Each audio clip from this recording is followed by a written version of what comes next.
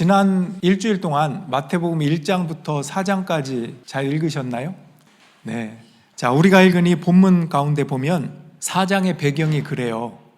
세례를 통해서 성령 충만하시고 하나님의 아들이라는 확증을 받으셨는데 그러면 꼭 길을 가야 되잖아요. 길이 열리고, 그죠? 그런데 거친 광야로 인도하셨다. 아이러니합니다. 악마에게 시험을 받았다 그랬는데 악마는 사탄을 말해요. 대적하는 자, 회방꾼을 말합니다. 하나님이 말씀하시면 곧바로 나와서 그 말씀을 왜곡하고 회방하는 것, 이게 대적하는 악마, 사탄, 마귀입니다. 예를 들면 그래요. 하나님이 선악과를 먹으면 죽으리라 했는데 뱀을 통해서 뭐라고 하죠? 안 죽어, 이렇게 얘기합니다. 또 예수님이 십자가를 질 것이다, 고난을 받을 것이다 했더니 베드로를 통해서 뭐라고 하죠? 안 됩니다, 이렇게 얘기합니다. 그리고 오늘 너는 사랑하는 내 아들이다, 이렇게 했는데 곧바로 뭐라고 하죠? 네가 하나님의 아들이 맞냐? 이렇게 나오는 거예요. 네가 하나님의 아들이거든. 이 3번 시험 중에 2번이나 그런 말을 합니다. 자, 여러분은 지난 한 주를 돌아보세요. 어떤 시험이 있었습니까? 시험거리가 좀 있었습니까? 더 먹고 싶고, 더 자고 싶고, 더 게임하고 싶고, 공부 안 하고 싶고, 교회 안 오고 싶고, 여러 가지 유혹들이 있었을 텐데 매번마다 이건 아닌데, 이런 유혹에 넘어가면 안 되는데, 이건 아닌데 하면서도 끊지 못하는 욕구들이 아마 있을 것입니다. 오늘은 이런 시험들 속에서 어떻게 시험을 이길 수 있을까, 그거를 조금 나눌 텐데, 워낙 예수님의 대답이 짧아요. 길게 설명하시질 않았어요. 그래서 약간 압축되어 있는 말씀이기 때문에 조금 집중을 해야 할 것 같습니다. 우리 첫 번째 시험과 첫 번째 답을 보겠습니다. 내가 하나님의 아들이거든 이 돌들에게 빵이 되라고 말해보아라. 대답이 뭐냐면 성경에 기록하기를 사람이 빵으로만 살 것이 아니라 하나님의 입에서 나오는 모든 말씀으로 살 것이다 하였다. 이렇게 물리치셨어요. 첫 번째 시험은 돌을 빵으로 만들어 먹어라, 이런 시험입니다. 너의 욕구를 욕구대로 그렇게 행해라. 예수님이 40일 동안 굶었습니다. 금식을 하셨기 때문에. 그때 사탄이 나와서 네가 하나님의 아들이라면, 이렇게 조건을 달아요. 하나님의 아들이라면, 이 단어를 조금 주의 깊게 들어보면 좋을 것 같습니다. 여러분, 예수님은 배가 안 고팠을까요? 예수님도 배가 고팠어요. 우리의 현실적인 부분입니다. 배고프면 배고픈 거고요. 돈이 없으면 힘든 거고요. 몸이 아프면 서러운 것이 팩트예요. 우리 현실이에요. 예수님은 배고픔이라고 하는 현실을 부정한 게 아닙니다. 아마 예수님도 이 시험이 끝나고 동네로 돌아가셔서 밀가루로 만든 빵을 드셨을 거예요. 그렇지 않습니까? 그런데 돌로 빵을 먹어라, 이 시험에 있어서 예수님은 배고픔은 현실이라는 것을 인정하면서도 다만 더 냉혹한 현실이 있단다, 그걸 직시해야 된다라는 것을 몸소 보여주신 거예요. 말씀이 없으면 영혼이 죽는다고 하는 현실입니다. 그것을 말씀하시는 거예요. 예를 들면 인류 최초의 조상이었던 아담이 에덴 동산에서 선악과를 먹은 이유가 먹을 게 없어서였나요? 다른 거 다 먹을 수 있었어요. 죄를 짓는 이유는 결핍 때문이 아니라 풍족해도 죄를 짓고 부족해도 죄를 짓습니다. 어떤 환경의 문제라기보다는 인간의 본질적인 죄에 대한 부분이 있다라고 하는 거예요. 에덴 동산에서도 죄를 짓는 것이 인간입니다. 그래서 말씀을 먹고 사느냐, 내가 다른 것을 추구하며 욕구대로 사느냐, 이 부분에 있어서 결단할 것을 촉구하는 것입니다. 그래서 예수님은 단호하게 선포하시기를 사람이 빵으로만 살 것이 아니요 하나님의 입으로부터 나오는 모든 말씀으로 살 것이다. 뭘로 산다고요? 말씀으로 살 것이다. 자, 두 번째로 넘어가 볼게요. 두 번째 시험은 내가 하나님의 아들이거든 여기서 뛰어내려 보아라. 성경에 기록하기를 하나님이 너를 위하여 자기 천사들에게 명하실 것이다. 그리고 그들이 손으로 너를 떠받쳐서 너의 발이 돌에 부딪히지 않게 할 것이다. 대답이 뭡니까? 또 성경에 기록하기를 주 너의 하나님을 시험하지 말아라 하였다. 되게 심플해요. 주 너의 하나님을 시험하지 마라. 이것도 구약 성경 신명기, 이 대답은 다 신명기에 있는 말씀으로 예수님이 대답하신 거예요. 자, 성전 꼭대기에 데려가서 사단이 예수님에게 말합니다. 네가 하나님의 아들이라면 뛰어내려라. 너의 퍼포먼스를 보여라. 이렇게 얘기합니다. 여러분 잘 생각해요. 하나님의 아들이라면 뛰어내렸을 때 살까요, 죽을까요? 살지 않겠습니까? 하나님의 아들이라면 십자가에서 내려올 수 있을까요, 없을까요? 내려올 수 있지 않겠습니까? 근데 왜 안 내려오시죠? 예수님이 능력이 없어서가 아니라 십자가를 지신 거예요. 우리를 구원하시기 위한 그 사명을 뚜벅뚜벅 하신 거예요. 지금 시험하는 이유가 장차 십자가를 지지 않게 걸려 넘어지게 하기 위한 목적이기 때문에 그렇습니다. 예수님이 심플하게 대답해요. 주 너의 하나님을 시험하지 마라. 지금 잘 보셨어요? 네가 하나님의 아들이거든. 전제, if, 네가 뭐뭐라면 증명해봐라. 기억해야 될 것은 진짜인 사람이 있다. 증명이 필요해요, 안 필요해요? 증명할 필요 없어요. 2007년 1월에 워싱턴 DC에 지하철에서 한 사람이 바이올린을 켜는데 45분 동안 바흐의 곡을 연주합니다. 지나갔던 사람이 1097명이래요. 그 중에 7명이 잠깐 서서 공연을 보고 나머지는 그냥 지나가요.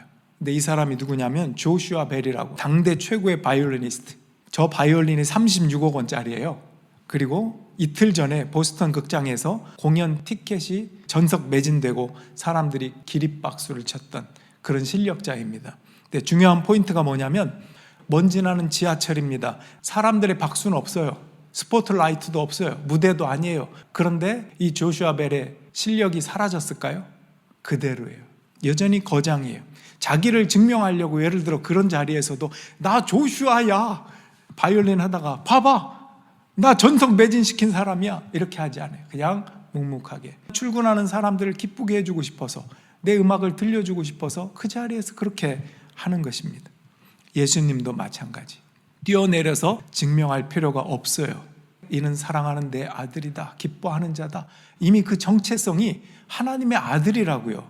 근데 예수님에게만이 아니라 우리에게도 그렇다는 것을 힌트를 얻어야 돼요. 너는 보통 사람이 아니야. 너는 하나님의 자녀라고. 그런데 뭐 때문에 너의 욕구에 그렇게 휩싸이고 너를 증명하려고 하는 것에 높은 곳에 굳이 올라가서 나를 좀 봐주세요. 내가 이렇게 퍼포먼스를 합니다. 내가 이 정도 됩니다. 이 교만의 욕구에 빠져서 시험에 드느냐 이런 얘기입니다. 박수를 받아야 되느냐. 박수가 있건 없건 그게 성전 꼭대기건 광야건 관계없이 그분이 하나님의 아들이다. 이게 굉장히 중요한 부분입니다. 그런 면에서 여러분 우리는 하나님의 자녀라고 하는 확실한 신분을 가진 사람들이에요.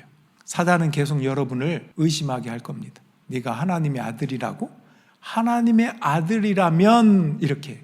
근데 솔직히 하나님의 아들이라면 하는 그 사단의 질문 속에는 너는 하나님의 아들이 아니야 라고 하는 부정을 전제하면서 꼬드기는 거예요. 네가 증명해봐. 하나님의 아들이라면 그래놓고 세상적인 방법으로 증명해야 증명된다라는 식으로 이끌어가는 거예요. 이게 사단의 계략입니다. 잘나 보이고 싶고 슈퍼스타가 되고 싶고 이 교만의 욕구를 자극하면서 누구보다 의로워지고 싶고 사람들에게 멋져 보여야 된다는 그런 욕구. 왜 높아집니까? 이미 하나님의 자녀이고 진짜인데 높아지려고 하는 이유가 뭐가 있어요? 이미 삶은 하나님이 나에게 주신 선물인데 그걸 받아들이는 하나님의 자녀인데 그것이 아니니까 자꾸 아닌 것 같으니까 뭔가 세상적인 다른 것으로 나를 채우려고 하는 것입니다. 여러분 너무 높아지려고 할 거 없습니다. 그럴수록 영적인 갈등과 자괴감, 열등감 이런 것만 늘어나게 되어 있습니다. 그러니 시험하지 말라는 거예요. 사단이 나를 교만한 자리로 이끌도록 두지 말아라. 그거는 하나님을 시험하는 거다. 이런 뜻입니다. 자, 세 번째, 절하라. 모든 것을 주겠다. 제가 읽어볼게요. 네가 나에게 엎드려 절으라면 이 모든 것을 내게 주겠다. 대답은 뭡니까? 사탄아 물러가라. 성경에 기록하기를 주 너의 하나님께 경배하고 그분만을 섬겨라 하였다. 마귀가 하는 말이 예수님에게 나한테 절만 하면 너 뭐든지 다 잘 되게 해줄게 이런 뜻이거든요. 그럼 성공시켜줄게. 우리에게 유혹하는 그런 것입니다. 이때 예수님은 악마와 토론하거나 협상 테이블에 앉아서 대화하지 않았어요. 단칼에 사탄아 물러가라. 하나님만 경배하고 그에게만 섬겨라. 여러분 보이스피싱 전화가 왔을 때 여러분 어떻게 해요? 친절하게 받고 대화해가지고 설득시킵니까? 이렇게 하시면 안 돼요. 이거 잘못됐잖아요. 거짓말이잖아요. 왜 저한테 그렇게 얘기하세요? 진짜예요? 맞아요? 증명해보세요. 이렇게 안 하죠. 그냥 끊어요. 또 어떤 때는 스팸 메일이네? 받지도 않아요. 이게 대책이에요. 그러니까 사단이 너 내 말만 들으면 뭐 이렇게 해줄게 그럴 때 솔깃해가지고 그게 아니고 딱 끊는 거예요. 이거는 말씀이 아니야. 회방꾼의 말이야. 이렇게 분별할 수 있어야 하는 것입니다. 예수님은 능력이 없어서 악마에게 절하고 세상을 가지려고 하겠습니까? 그럴 필요가 전혀 없습니다. 십자가를 지고 우리의 죄를 대속해야 하기 때문에 그 길을 걸어가시는 거예요. 자, 이제 조금씩 정리해 봅시다. 예수님께서 보여주신 시험을 이기는 법, 자, 3가지를 말씀드릴 거예요. 먼저 정체성을 가져라 하는 것입니다. 이런 말 들어보셨죠? 너희는 왕 같은 제사장이다. 그러니까 킹스 매너를 갖고 살아야 돼요. 그러니까 킹스 매너. 우리는 말씀으로 사는 거다. 욕구로만 살지 않는다. 이미 소중한 존재인데 왜 남이 알아주기를 바라고 빛나기를 바라서 무리수를 두고 다른 사람을 깎아내림으로 높아지려고 하느냐? 교만할 필요가 없는 하나님의 자녀다. 이 정체성 굉장히 중요합니다. 그래서 시험을 이기는 법 첫 번째가 나는 왕 같은 제사장, 하나님의 자녀라고 하는 정체성입니다.